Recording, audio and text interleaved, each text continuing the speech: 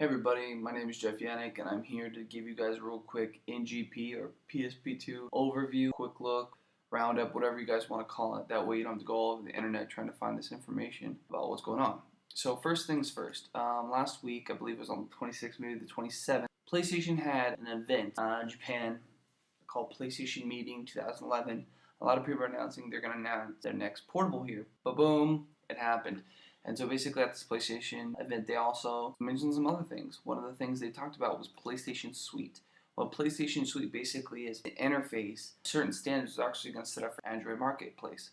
So basically you could download this on your Android set phone. So any droids out there, anything running Android, you could download this as long as it has the minimum specs and play PlayStation games on it. Not a PSP or PS2, but just like whatever the certain standard they have for developing games, any kind of developer could develop for it. They're going to start off with some back title games. It doesn't mean that this is all they're releasing, it's just something they're starting out with. So they're releasing some PS1 games to be played. The kind of cool thing about this, not only is it playable on the PlayStation Suite, it'll also be playable on the NGP. It will also serve as PSP phone. Basically, it's an Android-based phone with a controller in it, so it's better playable. That's kind of their middle ground. They're hoping to attract people into doing that. Entertainment experience will be like. So we're gonna run through some real quick, so that's why you watch this intro video.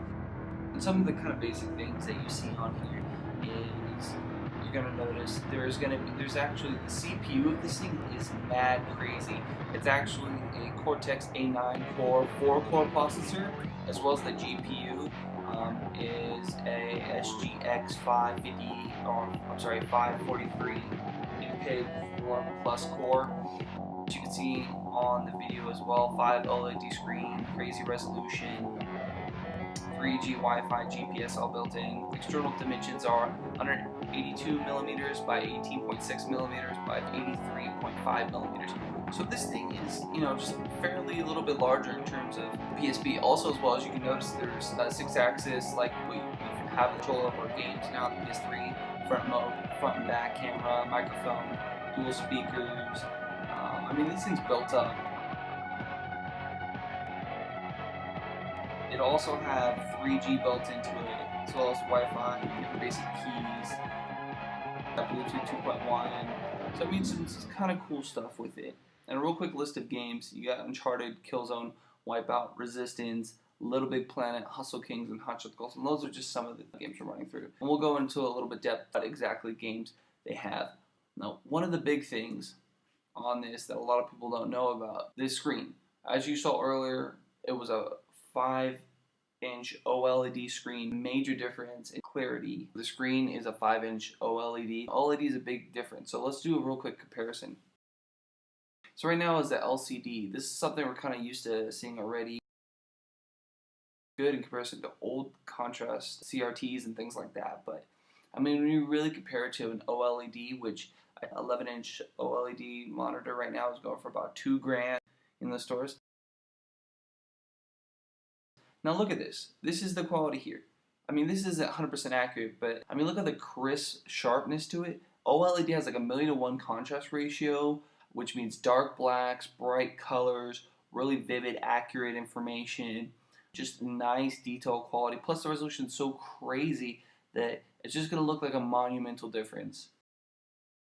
And so that's just a major difference between things, and that's what you'll be getting in the new NGP. It's kind of cool. Take a real quick look right now at some of the games that we have up on here. Like you have Uncharted in the top left. If you look at it, it's a still image. I mean, it looks pretty amazing for a portable. Metal Gear Solid 4 underneath that. Resistance right underneath that, which looks kind of cool. Yakuza to the top right, and Little David's below that. These games look really good. These are all still images. We're going to see some video of all these games later. But for the most time right now, just look at what is capable just being produced out of this thing. I think it's amazing. So they're also showing off some other games as well. This is the Unreal Engine 3 showing. It's kind of crazy looking if you look really closely at all the detail that they're producing in such a small thing, as well as Metal Gear Solid. I mean, just amazing stuff here. It's gonna have some volume on, of course. I mean, some crazy looking stuff here. Also, as well, we have Yakuza. And now let's go into these just a little bit briefly. So at the top here, when you have Unreal Engine, this is the same one they have running on the iOS, but this one has a lot more particle effects, people running around, much bigger world. The kind of neat thing about this is too is everything uses Unreal Engine 3 for their games. So that's kind of the big benefit of it, and if it's working this well already, 2 weeks to port over, I mean that's crazy right there. Next we have a Metal Gear Solid. This is actually from Metal Gear Solid 4, a clip it from it. Well, it looks pretty cool, and some really interesting stuff about it. I guess it's running 20 frames right now, but it's not even optimized. And at the very bottom, we have Yakuza, which, I mean, is kind of a cool game, nothing amazing to look at, but it's a different experience, and it just kind of shows the capability this console so far, the NGP, can produce.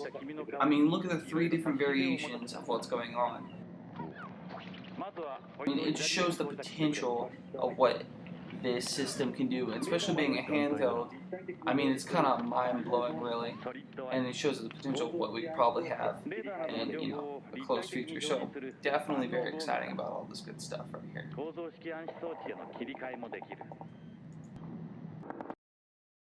Alright, so let's take a little bit up closer look at the NGP. Some really clean imagery here. This is a side view. You can see the sticks actually sticking out. The dual analog sticks, the front camera in the front right there. The other side, as you can see, the back with the touchpad and the back camera with some grips. Looks like some volume buttons, left and right stick. Again, I mean, just this thing, honestly, for being what it is, it's quite stunning. So we're going to go through a real quick run through a diagram that we made here. So you have that 5 OLED touchscreen, the rear touch panel, same size, the dual analog sticks, not nubs, very important, the face buttons on the thing, the left and right analog stick buttons, the game card slot, and the memory slot, USB charger, headphone jack, rear facing camera, front facing camera, no specs on that yet, rubber grips in the back, Wi-Fi button, volume buttons. This here at the bottom might be an IR port or even a SIM card port for that 3G, left and right hooks. So some just kind of cool stuff, the breakdown of the console, and I'm pretty sure they're going to give us a little bit more information soon on how that runs. So what we're going to do right now is we're going to run through what is called a semi-interactive demo, meaning it's not a completely interactive demo, it's not 100% live, what is pre-generated imagery to just kind of show us what the experience is going to feel like when we're using it. And we're going to go through and kind of explain some stuff that I analyzed and I saw in the process of, doing it. So we're going to turn it on like normal, and this is the live interface, I believe. That's what they're calling it now. So live area UI. As you can tell closely, you have a 3G section up here, a PS Store, friends, browser, photos, trophies. Trophies are now coming. It's confirmed. Messages. Little slots here on the side, kind of like the iPhone. So there's definitely multiple pages. And if you go up, you can see the mail, the music, the videos, different games, comics, online manual, remote play. So, I mean, it just kind of gives you an overall idea of what we're looking at, what we're working with up in the corner 3G. So one of the cool things we're going to jump into right here is Hot Shots Golf and kind of show some new interesting features about it. Now, the really cool part about this is it doesn't just boot into the game. It boots into like what is essentially a menu. You can see some menu buttons up here with different stuff, as well as now we're jumping into the store. The kind of cool thing about this is you can actually download stuff directly from the game. So let's say if there's some really kind of cool stuff you're looking for updating, you can do it. It lists different courses. If you look on the side, it looks like players maybe, balls, clubs. They give you ratings and how much it costs. 500 yen is, I think, equivalent around $5, rough translation. Just some information about it. You could buy it now if you wanted to. You can also bounce right back out of it, which is kind of cool, and I'll go back to it. They have tournament events, which is kind of a cool straight jump into, look at some stuff, information on the game, and if we just press start, we'll actually jump directly into the game. Now, when you're jumping directly into the game, this is kind of cool because the loading experience didn't take that long, and now when you back out, you're in that previous menu, but your game is still technically on, and that's cool, kind of cool part. And see these little things down here? These guys, that is the kind of new social feature of the game, and we pull it up.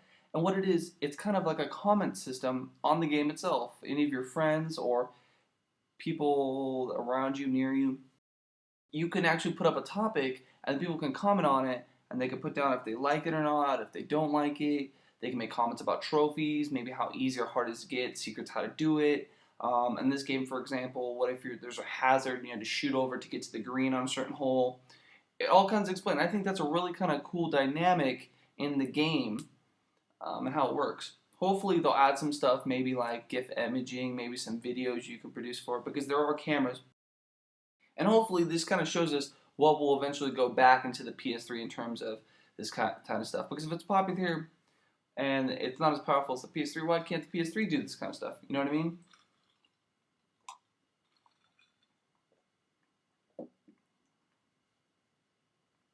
Again, just has some cool stuff going on here. Alright, so we're going to jump out. We're going to jump into the game. This is Hot Shots Golf.